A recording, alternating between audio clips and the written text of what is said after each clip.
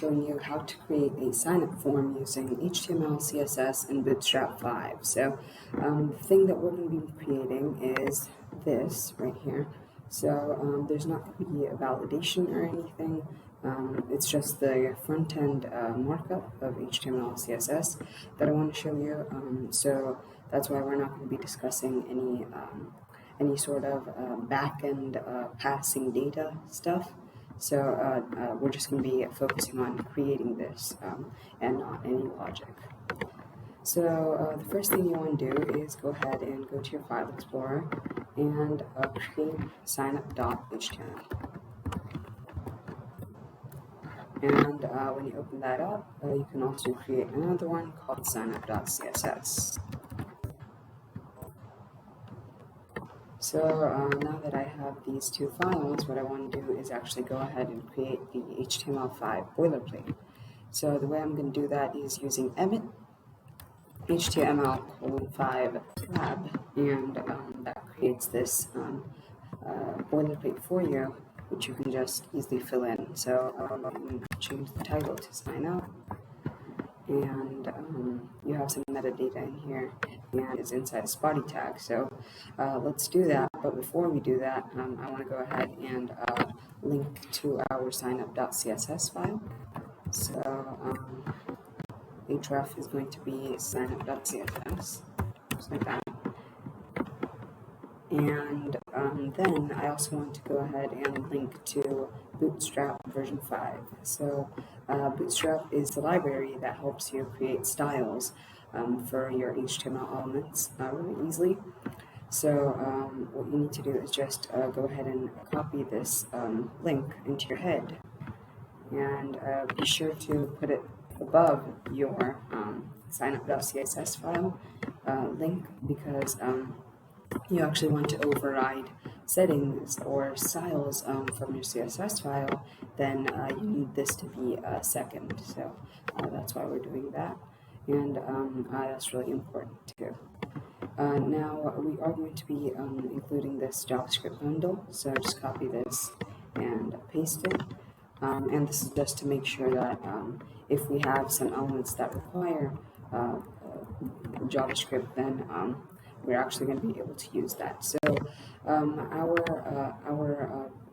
sign-up form is actually going to be responsive, and if you see right over here, you can see the width of these inputs and everything, and you can also see these labels, and these labels are actually going to be hidden once you reach about this size, and then it goes until this much. So it's responsive, and that's why it looks good too. And I guess I'll make this sign up button a little larger, but that's something we can do quickly. So once we've linked to our Bootstrap version 5, and Bootstrap is currently in beta mode, but it is stable, not many bugs, so not a problem. So it doesn't have any bugs, and that's why we're going to be using it. And there is a difference between Bootstrap version 5 and 4. Some of you may be used to version 4, like me, and this is probably my second time using Bootstrap 5, but it's not much of a problem. So before I finish off with our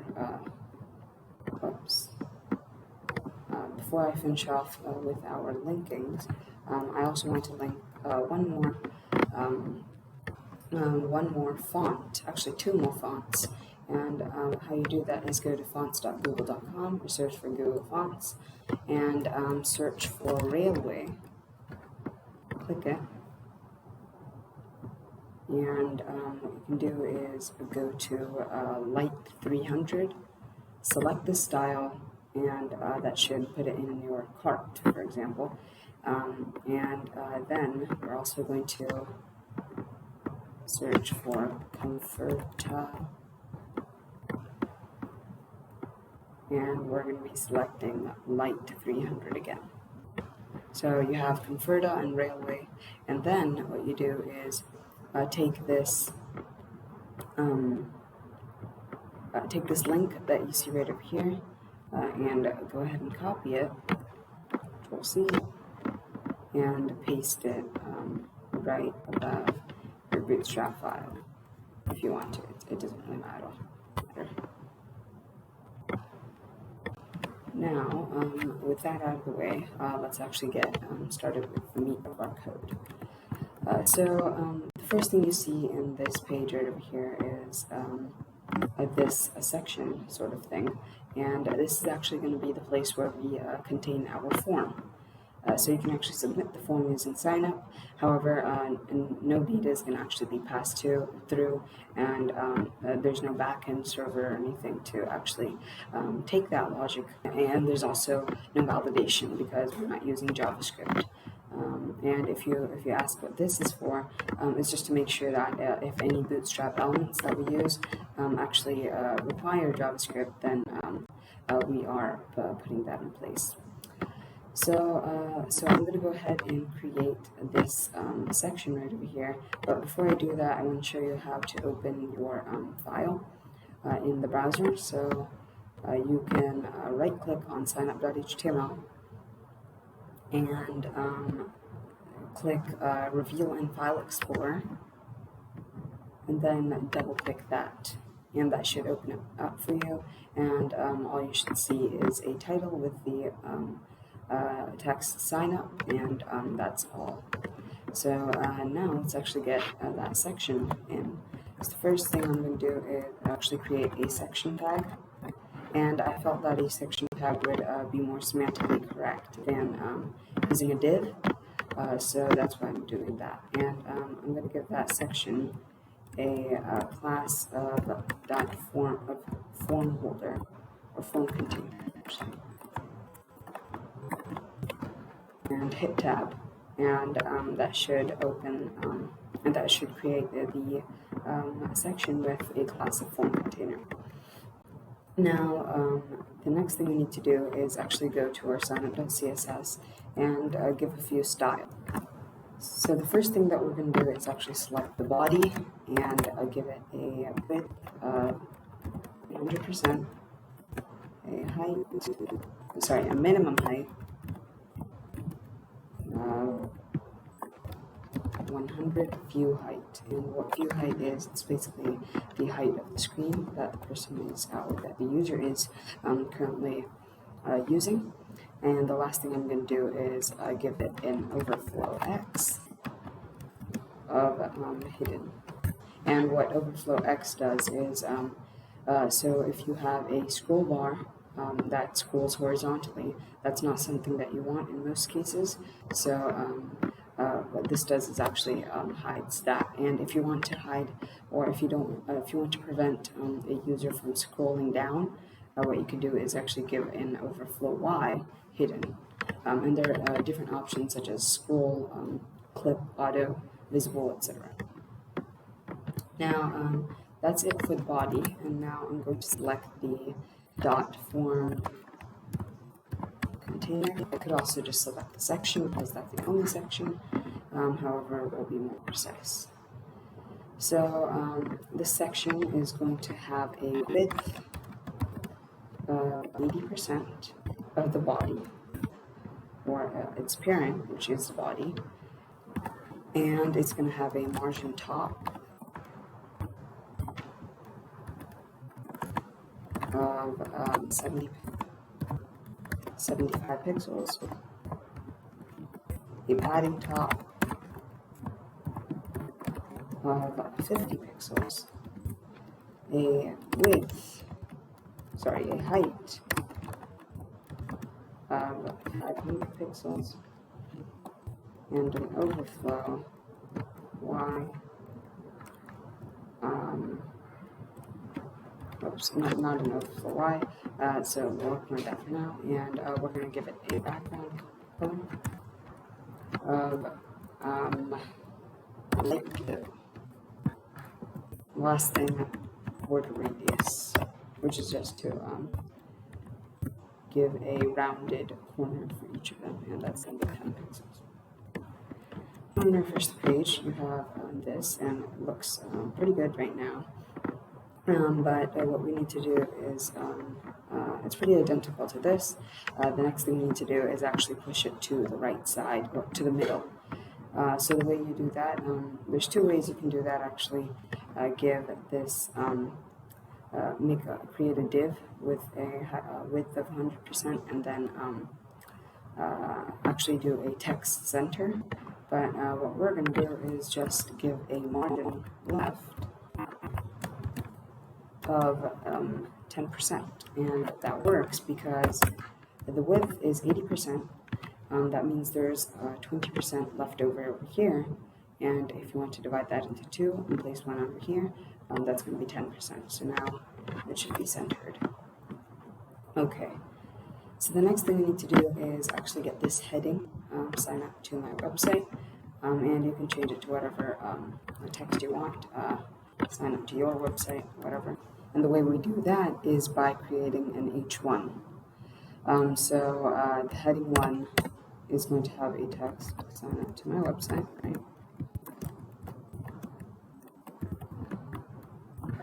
And we don't need to give it an ID or anything because there's only going to be one H1 in the page. And we're going to give it a font family, Railway, and then backed up with sans serif. And we're going to give it a font size of 2 EM, and last of all, a margin bottom of 25 pixels. Margin bottom 25 pixels. And that should hopefully create this. So identical to this, except for the fact that it's not centered. And the way you can do that is by putting a div with the class of text center, and paste that in here. And we are also going to give it a width 100, which is a Bootstrap class, which means it'll have a width of 100%. And now it's in the middle of the page. So the next thing we need to do is actually create these inputs.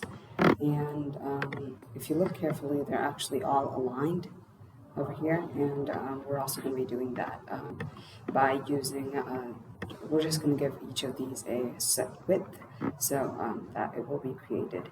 And if you look at the responsiveness, it actually all aligns at the same time. And it even breaks at the same time, but still is aligned. So that's what we're going to be doing. But first we need to create these inputs. So let's do that. So before I do that, I forgot we have to actually create the form. And we'll give the form an ID of sign up form. Sign up form. And that should be enough to create our sign-up form. And it'll give an attribute called action. That's not going to be used. We're not going to be using that right now because that's something that's going to pass the data to the backend. So we're not going to be talking about that in this lecture. So inside this form, we're going to be creating actually. You can see there's 4 groups right over here. One is the name sort of group. This is the account group. This is the birthday group, and this is the gender group. So let's go ahead and create those groups. So .name, and then you have another one called .account, and then you have another one called .birthday. And then last of all, we have .gender. So inside this, we are going to be creating a label. And you can erase the for attribute because we're going to be placing our input inside the label. So there's no need to give an ID with an input. So inside this, we're going to have a span.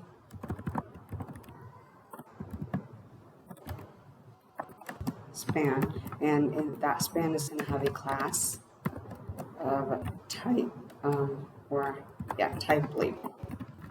And you'll see that once we create all of them, each of these labels are going to have a class of type label.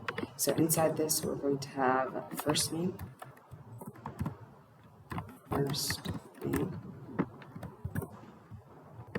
and go ahead and place, you don't need a space over there, and then we're going to create an input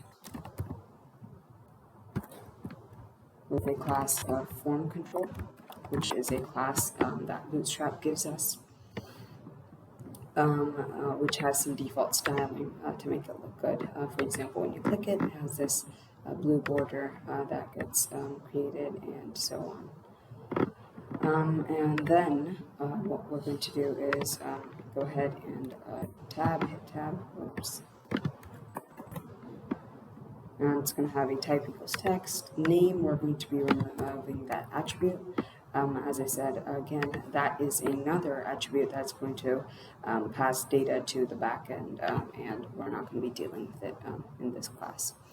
We're not going to give an ID either, because we don't want to, which is why we're placing the input inside the label, and that should be enough to get us our input, our first input and label.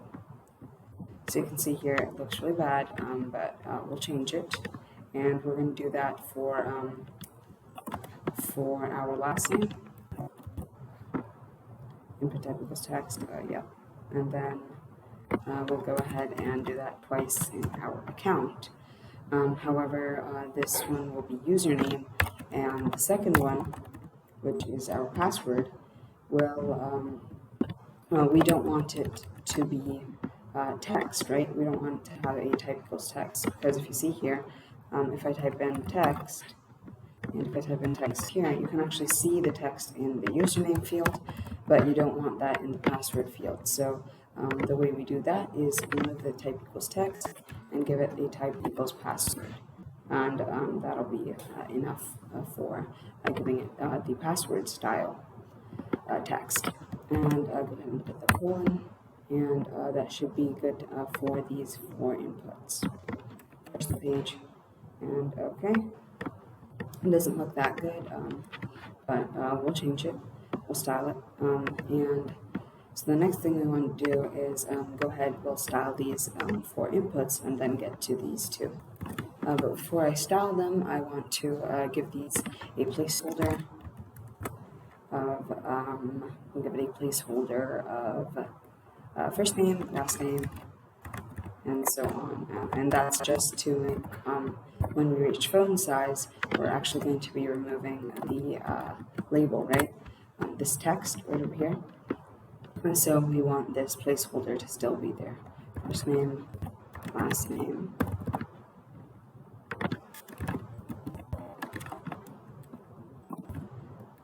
username, and password. And then we're actually going to be styling them so that they take up their own line, and they're also divided into 2 groups. Password. And I guess if you want a confirmed password, you can do that. And in this case, what would be best probably would be to actually have a confirmed password as well right underneath the password. Or you could just split this into 2 and have two inputs. I don't know. We're not going to be creating the confirm password right now. It's really easy to do that once you've coded along with us. So if you want the confirm password, you can do that on your own. So the next thing we need to do is actually style these. And if I refresh the page right over here, you'll see they have the placeholder. And some of the styling that we're going to do is actually give these labels a bolded font weight.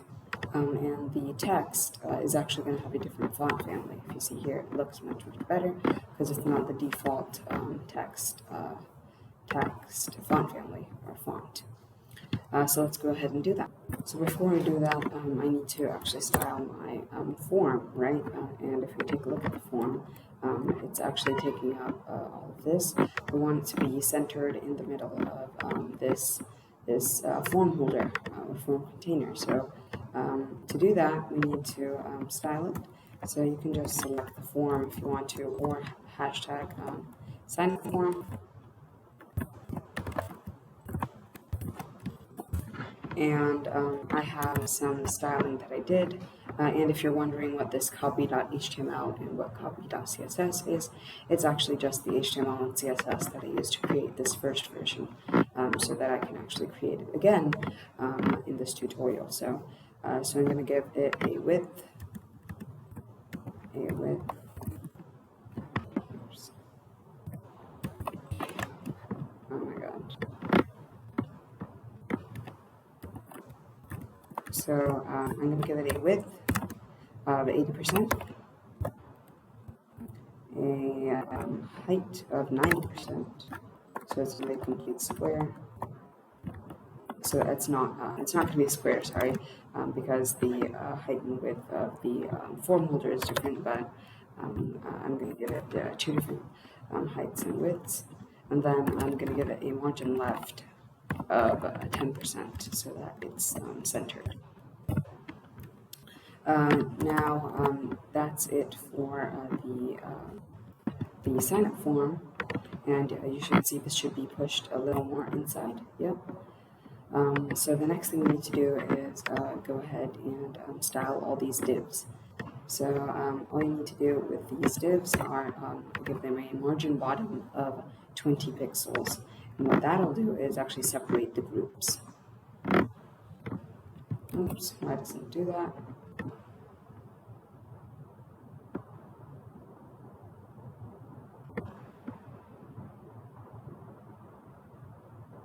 Okay, so I'll style that afterwards.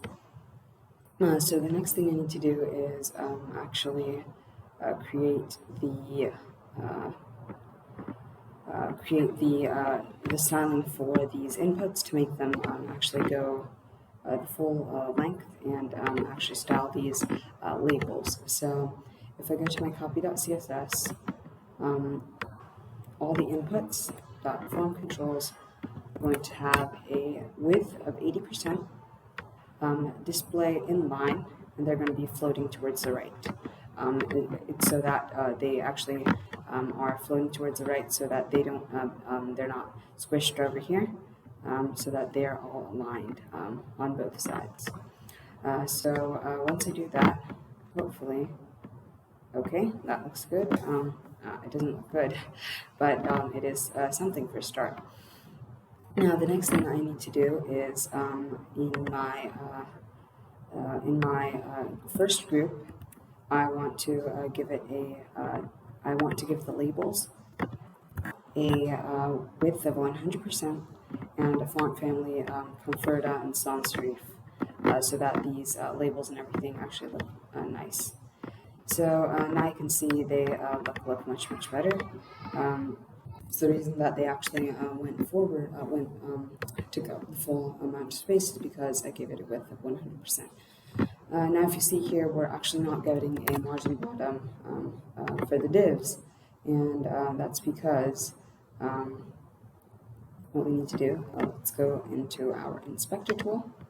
This is where it becomes really handy because it helps us look at what we are doing. Okay. So what we need to do is give our, let's see, div, okay, it's not getting a margin bottom, and let's see why that is. Right over here, hashtag sign up, div, margin bottom, 20 pixels.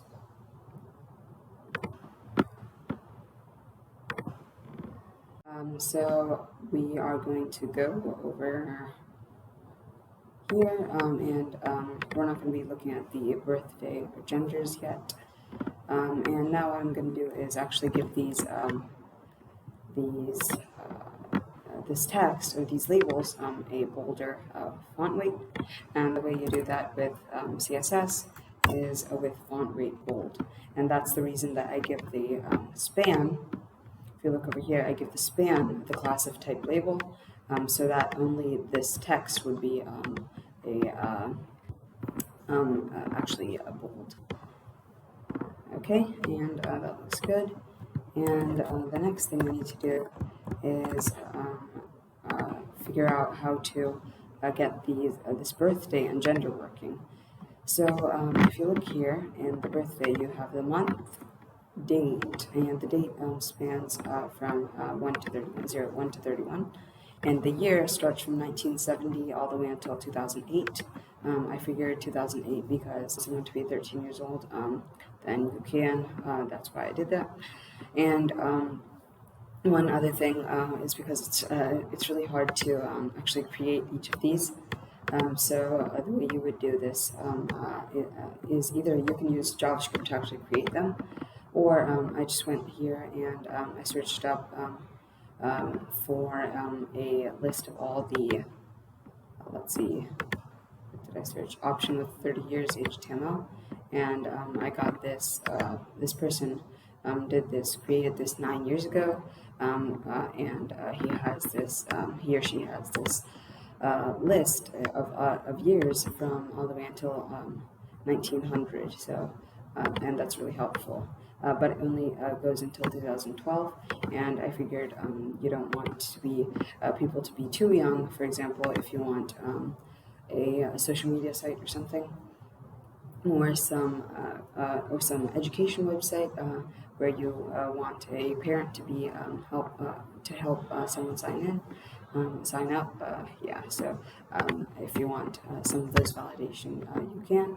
One thing to note, this is not going to give validation. For example, February only has a maximum of 29 days. However, you could choose 30, yeah, and even without a leap year, it would still submit. So that's something you would have to look into because we're not covering validation in this lecture.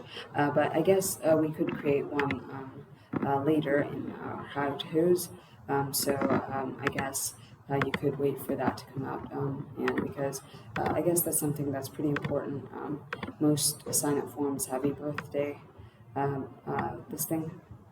birthday input where you have to choose your birthday, and perhaps this is something that's necessary, so I guess I'll be creating a video later on this.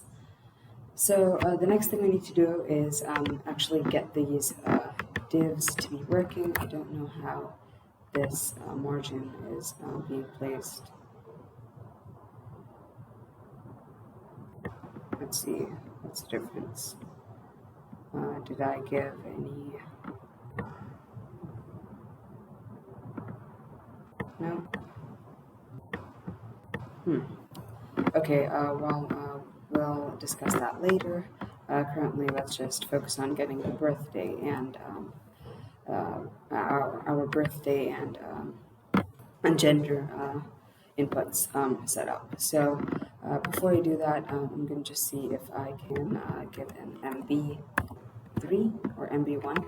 It should give 10 pixels, and it does. So I don't know why. So in our hashtag signup form,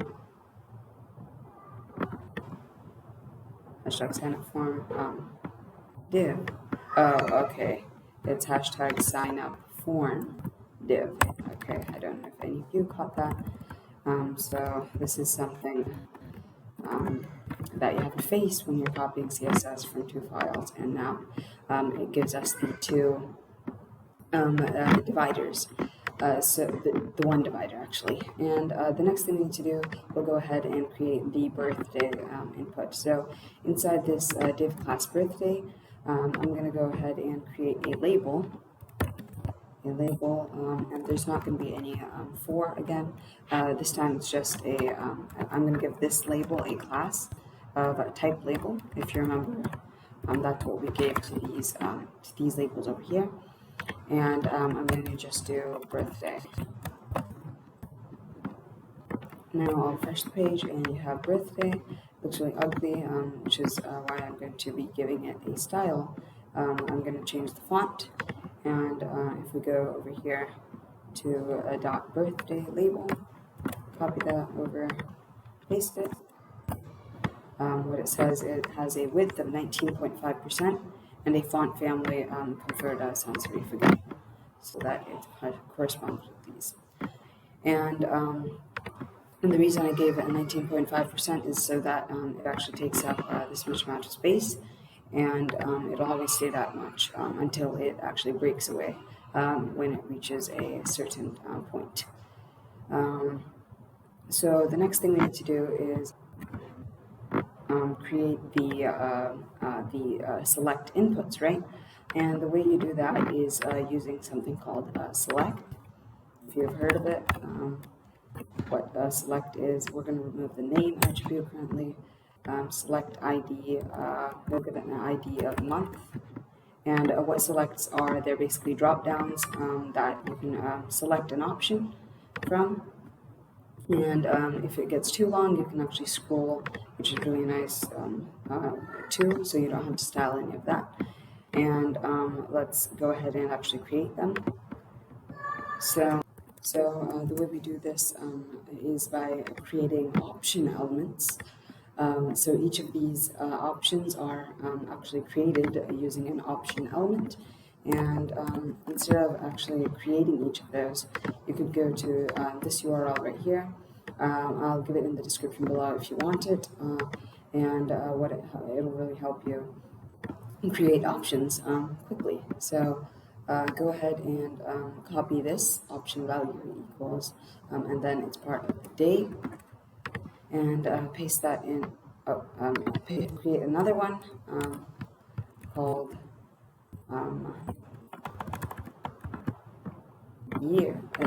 day, or date if you want, and paste this in, and then go ahead and change this to date.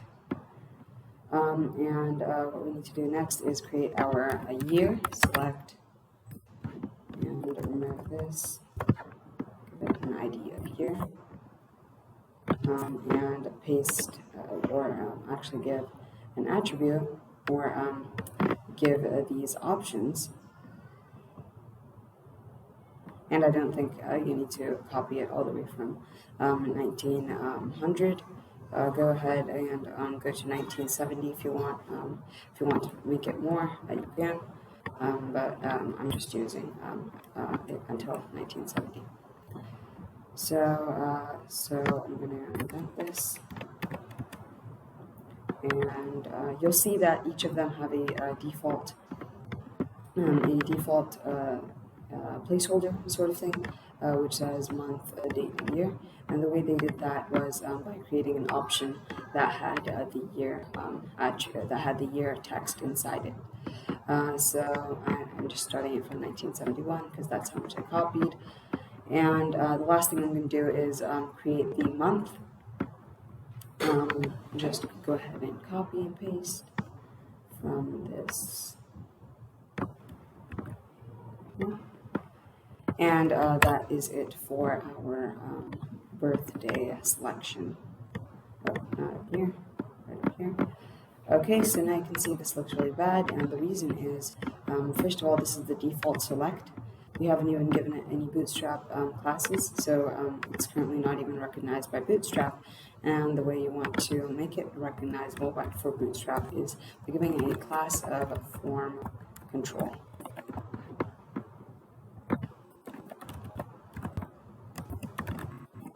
So most form elements have the class form control of which Bootstrap takes in to style the inputs. And I'll give this a class of form control. And however, there is radios and checkboxes which actually use some other class. I think it's called form check input. I'm not sure. You can go look that up in their docs. It is there in their radios and checkboxes section. Class equals form control. And let's see if that has styled it properly. Okay, it has, but the problem is it's taking up too much of the screen. So we need to go and style it And the way we do that is by selecting the select, and we are going to be giving it a width of 15%, and you can set it to important because there are some styles that override this, that are overriding this currently. However, important is not something that I advise you to do for everything. This is just for the sake of time to quickly create to style the elements without actually going and looking at how it's being styled, like which things are currently overriding it. So now it looks good, but the problem is it is not responsive. Okay, if you see right up here, you can see these inputs look fine, but you actually don't want these labels once you reach font size and everything, because it's actually going to be even smaller, most probably. So, and these selects look absolutely disgusting. So we need to style all that, and we'll be doing that in once we finish our gender section inside the form. So inside this div with the class of gender, you are going to create 3 labels and 3 inputs.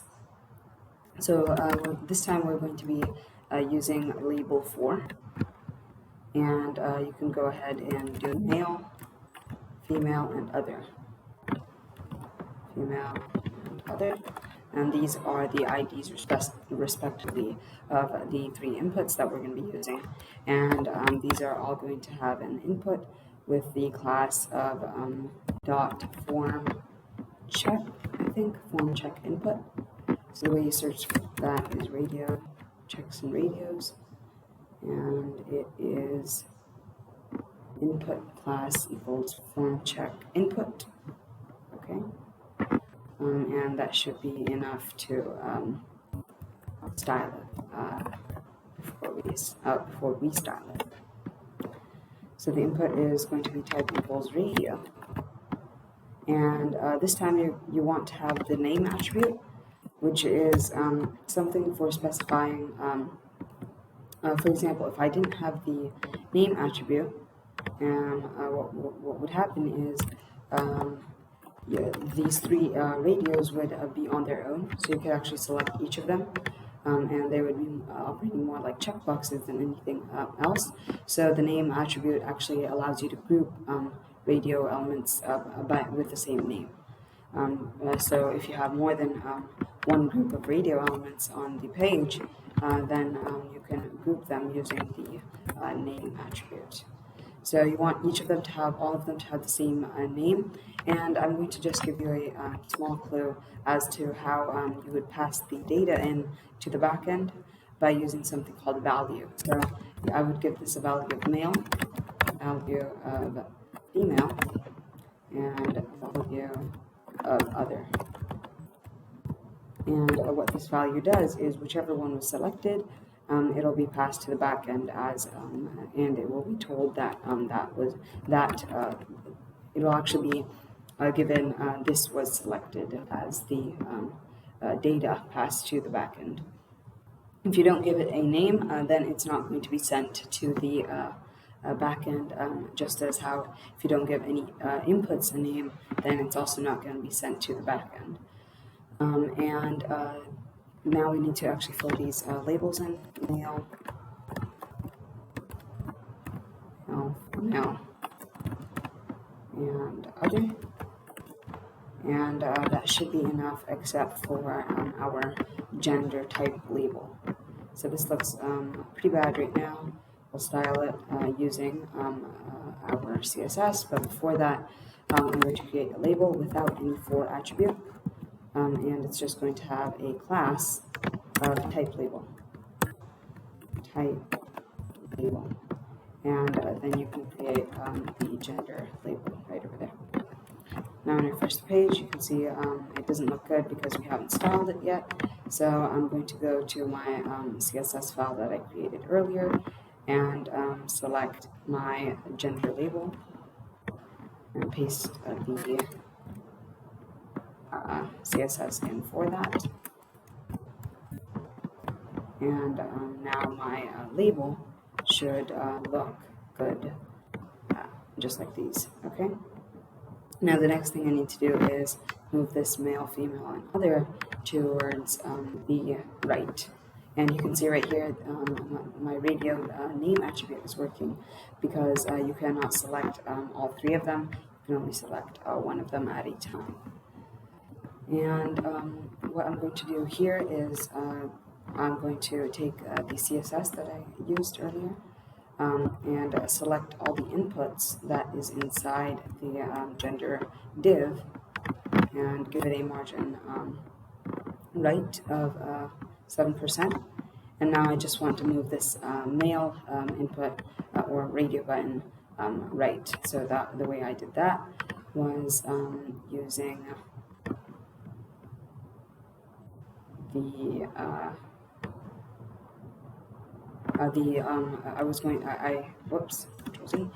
copy it, and the way I did that was by actually making this gender label take up this much space. So when I paste that in, .gender type label has a width of 19.5%, which is exactly how much all of these are, so it'll align perfectly. And you see that works right over there.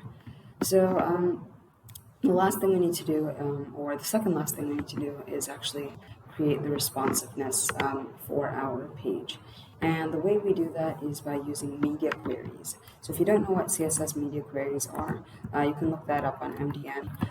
We will have a tutorial on that in our full stack web development course in the CSS section. So you can look that up once that comes out. But currently, what we do is at media and at media only screen, and I believe it's max width 816 pixels and max width 816 pixels.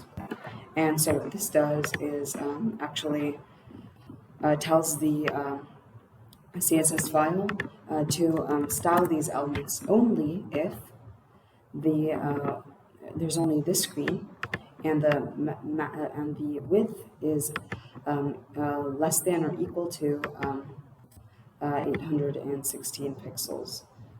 So the way that I did that, and I'll make it 815 pixels.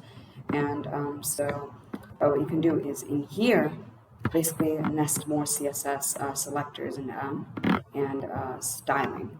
So for example, what I'm going to be doing is selecting the type label and giving it a display none, because we don't want it to be shown after it hits that breakpoint. So you can see right up here, it gets deleted, or it gets a display none once we reach 815 pixels. So the next thing I want to do is, if you look right over here, only these are actually on the left, and in this case, all of them are aligned in the left. So the reason for that is because these inputs are actually have a float right.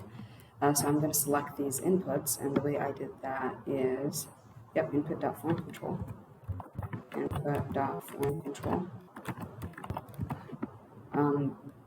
That are, be sure, span.type label plus input, which means, I'll explain it, span.type label plus input. So it's selecting the inputs that are a sibling or an immediate sibling of anything that has a span with the class, anything that is a span with the class of type label.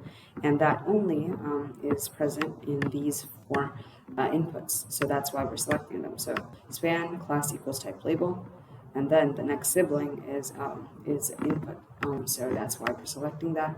And then I'm going to give it a float left, because currently it is float right.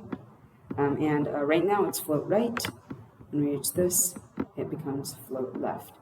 So probably the last thing we need to do is change the width of these three selects. So currently it's 15% the whole time. So at this larger stage or larger width, it looks pretty good. It's perhaps what we want, but once we get to smaller sizes, 50% is really small. So what I'm going to do is actually choose the select and give it a width of 30%, and I'll give it important to make sure that it works. First page, nothing happens now, but once we reach the breakpoint, you can see right here it looks much better. It's bigger, and it looks much more standard. And one last thing is, if you see right here, this is really small because currently it's 80%, and that's actually smaller than what this page is right now. So you can see it becomes smaller. So the way we're going to do that is by changing the width to a 90% width. Refresh the page, and this is how it should look like. So it's exactly identical, except for the fact that there is no sign up button. So that's the last thing that we're going to do is create the submit button. So in forms, in HTML forms, if you create so first I'm going to have a div with a class of text digit, and Bootstrap will make sure that it centers whatever's inside. I'm going to give it a button with a class of BTN, which is a Bootstrap class, BTN primary, which colors it to become blue, and I'll give it sign up. So now you see the sign up, but it doesn't look as good as this. So what we need to do next is actually get this sign up button to look like that using our CSS. And if you see, if we click this, it'll submit the form. So you can see this right over here. Look at it very closely. It'll refresh once I click this. Once again, and that's the default behavior of HTML forms, because it usually has to submit the data to a URL that we have created, but currently it has no URL to submit to, so it just refreshes. And one thing to note, if this button is not the last item on the form element, it may not submit the form. So the way you would have to do that is give the button with the type equals submit. And this is useful if you want to give the if you want to place the button in at the top of the form. However, that's not usually it doesn't look that good usually. So that's the reason that forms have forms submit if the last element if the last element is a button, and if it isn't, then I'll show you. Give it a type equals submit.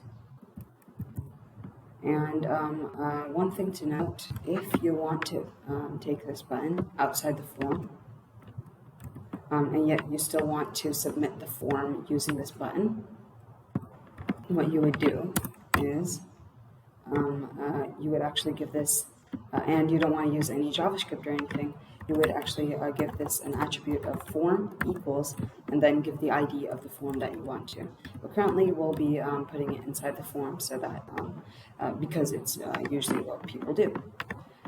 So now we need to style it, and the way we style it is by going to our CSS file, giving it, first selecting it, so the only button on the page with the class of BTN primary, select it, and we are going to give it a width of 30%. We'll give no border radius so that it's perfectly cornered. And I feel that looks better, 0, and I'll give it a border of 2 pixels solid white. That should be enough for our responsive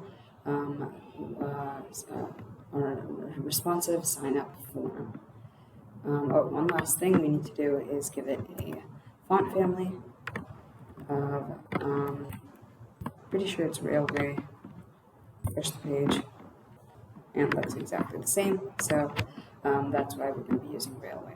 And if you see right here, when you hover over it, it actually covers the